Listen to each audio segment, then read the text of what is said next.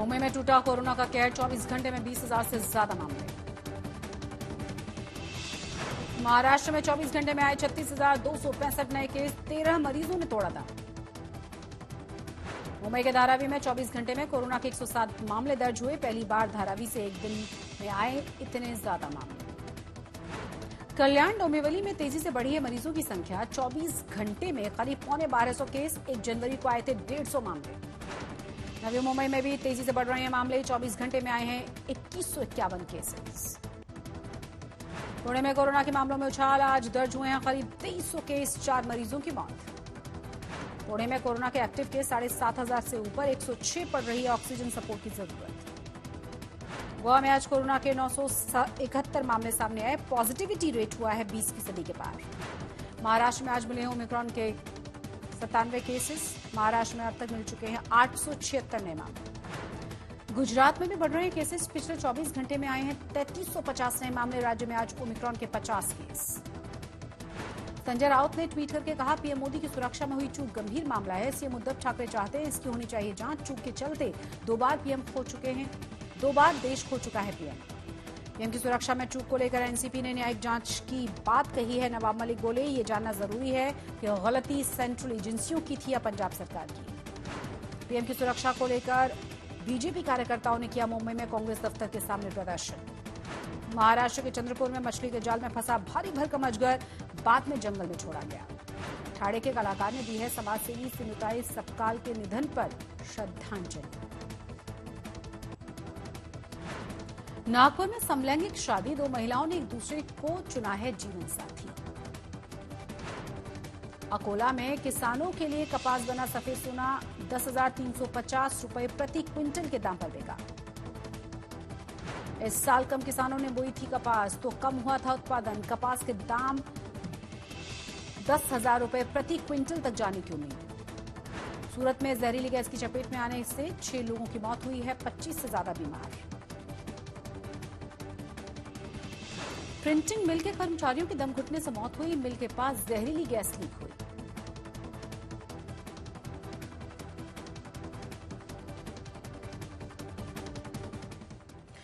नमस्कार, आप देख रहे हैं आज तक और आपके साथ मैं हूं शशि तुषार शर्मा। इस वक्त की बड़ी और अहम खबर आपको बता दें, बीएमसी ने कोरोना मरीजों के होम आइसोलेशन के लिए नई गाइडलाइंस जारी कर दी हैं।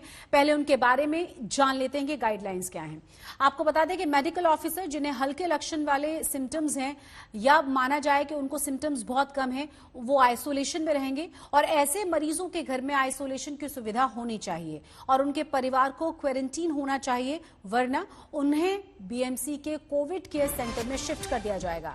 60 से ऊपर के जो मरीज हैं या जिन्हें बीपी है, डायबिटीज है, लिवर, किडनी या बाकी की कोई बीमारी है जो गंभीर है, उन्हें डॉक्टर्स की इजाजत के बाद होम आइसोलेशन की इजाजत मिल जाएगी। जो गर्भवती महिलाएं हैं जिनकी डिलीवरी होनी है इसी 1-2 हफ्ते में, वो होम आइसोलेशन में न रहें और अस्पताल में भर्ती हो जाएं।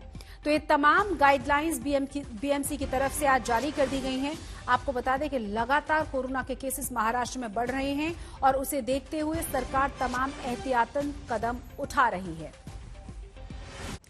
और अब बात करेंगे कोरोना की। मुंबई में कोरोना के मामलों ने एक बार फिर से रिकॉर्ड तोड़ दिया है। 24 घंटे के भीतर 20,000 से ज्यादा मामले सामने आए हैं। सवाल उठाए जा रहे हैं कि कुछ दिन अगर इसी रफ्तार के साथ केसेस आते रहे तो लॉकडाउन जो है वो फिर से लगा दिया जाएगा।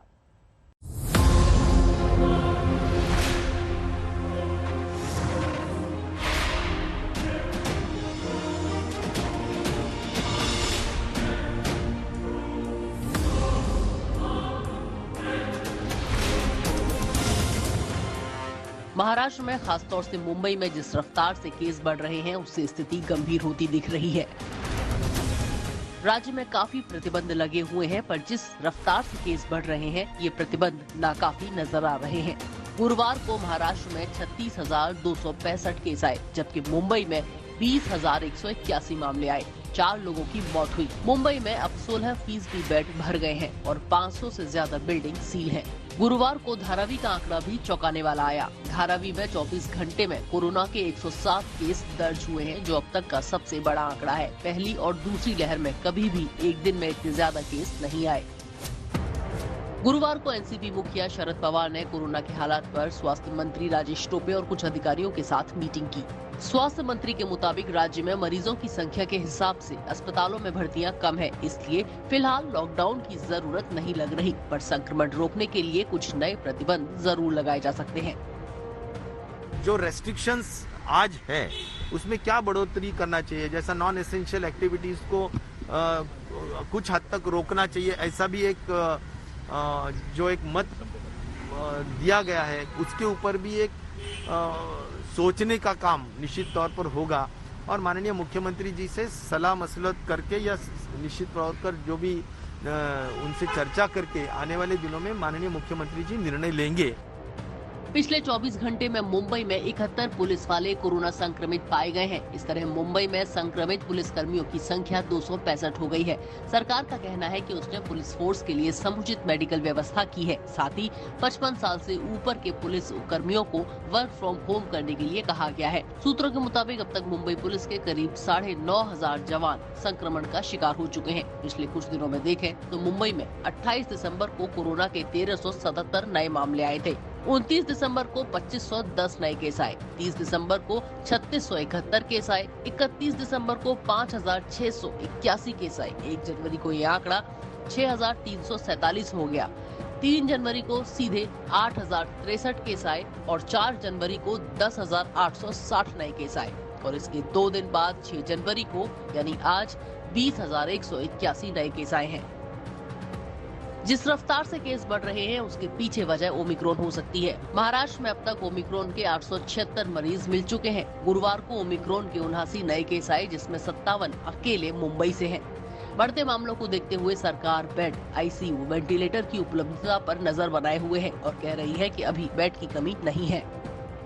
मेडिकल कॉलेजेस एंड हॉस्पिटल्स में बेड्स की अवेलेबिलिटी आज बहुत ज़्यादा है, मतलब अस्पताल इनकी ऑक्यूपेंसी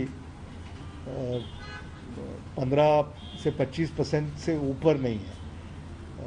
75% अवेलेबिलिटी आज है और अगर लोग जिनको इन्फेक्शन हुआ है अगर वो जल्द ठीक होकर घर चले जाते हैं तो बेड्स की कभी भी कमी नहीं पड़ेगी। अगर आगे आंकड़े बढ़ते हैं और बेड्स की कमी होती है तो ये जो व्यवस्थाएं हैं इसका विस्तार करने की भी हमारी पूरी तैयारी है। मंत्री अमित देशमुख ने ये भी कहा कि अगर लोग अब भी कोरोना प्रोटोकॉल का पालन कर लें तो लॉकडाउन की स्थिति को टाला जा सकता है। अगर ये आंकड़े नहीं बढ़ते और हम सब ने अगर कुछ जो चीज़ें हैं अगर हमने उनका पालन किया तो शायद लॉकडाउन की ज़रूरत भी ना पड़े और सामान्य जीवन ये डिस्टर्ब ना हो। यही हमारी प्राथमिकता है क्योंकि इस पर इकोनॉमी पर बहुत असर पड़ता है और जैसे अब स्कूल कॉलेज बंद हो गए, बाकी चीज़ें बंद ना हों तो मुझे ऐसा लगता है कि आशा ये करते हैं कि लॉकडाउन की ज़रूरत ना पड़े, निर्बंधों पर ही काम चल जाए। सरकार कह रही है कि तीसरी लहर के लिए उसकी तैयारियां पूरी है, पर जिस रफ्तार से डॉक्टर पॉजिटिव हो रहे हैं वो भी चिंताजनक है। Maharashtra association of resident doctors के मुताबिक महाराष्ट्र में अब तक 260 रेजिडेंट डॉक्टर पॉजिटिव हुए हैं। इसमें जेजे अस्पताल के 73, कूपर अस्पताल के 7, केईएम के 60, सायन अस्पताल के 80, आरजीएमसी ठाणे के 8 और नायर अस्पताल के 59 डॉक्टर हैं। सरकार ने स्थानीय प्रशासन को स्वास्थ्य कर्मियों की भर्ती के लिए अधिकार दे दिए हैं ताकि मरीजों को इलाज मिलने में देरी न हो। गुरुवार को महाराष्ट्र की एक और सांसद और केंद्र में स्वास्थ्य और परिवार कल्याण राज्य मंत्री भारती पवार भी पॉजिटिव हो गई। भारती से पहले इस हफ्ते महाराष्ट्र से आने वाले लोकसभा सांसद अरविंद सावंत, महाराष्ट्र के मंत्री एकनाथ शिंदे, विधायक विद्या ठाकुर भी पॉजिटिव पाई गई थी। महाराष्ट्र सरकार में अब तक 10 से 15 मंत्री और करीब 70 विधायक कोरोना पॉजिटिव हो चुके हैं। वैसे राहत की एक खबर ये भी है कि मुंबई में बुधवार तक 1 करोड़ से ऊपर वैक्सीन लग गई है। बीएमसी का लक्ष्य 16 जनवरी तक 2 करोड़ वैक्सीन लगाने का है। अब तक मुंबई में कुल 1 करोड़ 80 लाख से ऊपर वैक्सीन लग चुकी है। मुंबई से कमलेश सुतार और पंकज उपाध्याय के साथ आज तक ब्यूरो।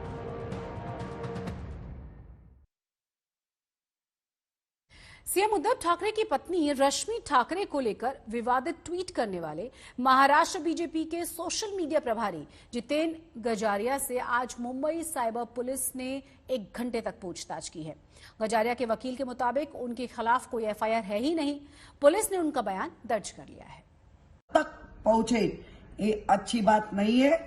हमारी महिला आघाड़ी समस्त महिला वर्ग आपको माफ नहीं करेंगे, क्योंकि आप उद्धव जी ठाकरे और या आदित्य ठाकरे किसे काम से आपको कुछ कह नहीं सकते। इसीलिए डिवचन का जो बार बार कुछ तो कुरापति निकालने का काम आपके आईटी सेल और आपके पदाधिकारी कर रहे, इसका सबका मैं निषेध करती हूँ। और उनको पुलिस ने तो पकड़ा है, वो गजारिया कोई है और उसके साथ, लेकिन एक बात कहना चाहती हूँ, जो कर रहे हैं ये महाराष्ट्र की जनता आपको माफ नहीं करेंगे। कोरोना सेंटर बन गए कॉर्डेलिया क्रूज में बड़ी लापरवाही सामने आई है।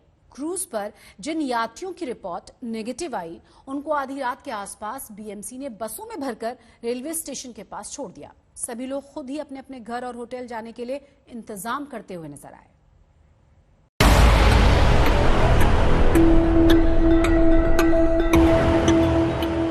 आधी रात के वक्त मुंबई के छत्रपति शिवाजी महाराज टर्मिनल स्टेशन के बाहर सड़कों पर खड़े ये लोग चर्चित कॉर्डेलिया क्रूज के मुसाफिर हैं। क्रूज में हुए कोविड विस्फोट में ये लोग नेगेटिव पाए गए हैं, तो बीएमसी ने यूं आधी रात को स्टेशन के बाहर छोड़ दिया। न्यू ईयर पार्टी के लिए मुंबई से गोवा के लिए रवाना हुए कॉर्डेलिया क्रूज में कोविड विस्फोट का खुलासा 2 जनवरी को हुआ था। क्रूज के एक सदस्य की कोविड रिपोर्ट पॉजिटिव आने के बाद हड़कंप मच गया। हाल ये हुआ कि गोवा सरकार ने क्रूज को लंगर लगाने की अनुमति देने से इनकार कर दिया। हमारे साथ जो सबसे बड़ा नाइंसाफी हुई है वो गोवा गवर्नमेंट ने बहुत बड़ी नाइंसाफी की है। उन्होंने बोला था कि पैसेंजर वहाँ उतर जाए, लेकिन पैसेंजर को वहाँ उतरने नहीं दिया, जबकि हम लोग महाराष्ट्र में एंटी-पीसीआर टेस्ट करा के चढ़े थे। हम क्रूज से नीचे उतरे, डिप्टी कमिश्नर से हमने बात किया, लेकिन उन्होंने ये बोला कि गवर्नमेंट ने हमारे को ऑर्डर नहीं दिया कि एक भी पैसेंजर अंदर नहीं आना चाहिए। ऐसा हुआ जैसा कोई हम पाकिस्तान से आके वहाँ पर गोवा में एंट्री कर रहे थे। क्रूज को वापस मुंबई लाया गया। सभी मुसाफिरों के कोविड टेस्ट हुए। क्रूज में सवार 1827 लोगों में 209 कोविड पॉजिटिव पाए गए। जो लोग नेगेटिव निकले उन्हें बीएमसी ने इस तरह बस से लाकर स्टेशन के बाहर छोड़ दिया। नेगेटिव आया था। हाँ, और जिनका रिपोर्ट नेगेटिव है उनको होम क्वारंटाइन के लिए बोला गया है। And management has taken a very good care of each and every individual. कितने लोग आप लोग हैं इस बस में? नहीं, हम लोग तो इस बस में जैसा 50% कैपेसिटी के हिसाब से बाकी कॉर्डेलिया क्रूज का कोविड संकट तो खत्म हुआ, लेकिन मुंबई और महाराष्ट्र अभी भी संकट में हैं। मुंबई में बेस्ट सेवा के 60 कर्मचारी कोरोना पॉजिटिव पाए गए हैं। ऐसे में मुंबई में कोरोना संक्रमण का खतरा और भी ज्यादा बढ़ गया है। आंकड़ों को देखते हुए अंदाजा लगाया जा रहा है कि मुंबई में आज से 13 जनवरी के बीच कोविड केस पीक पर पहुंच सकते हैं।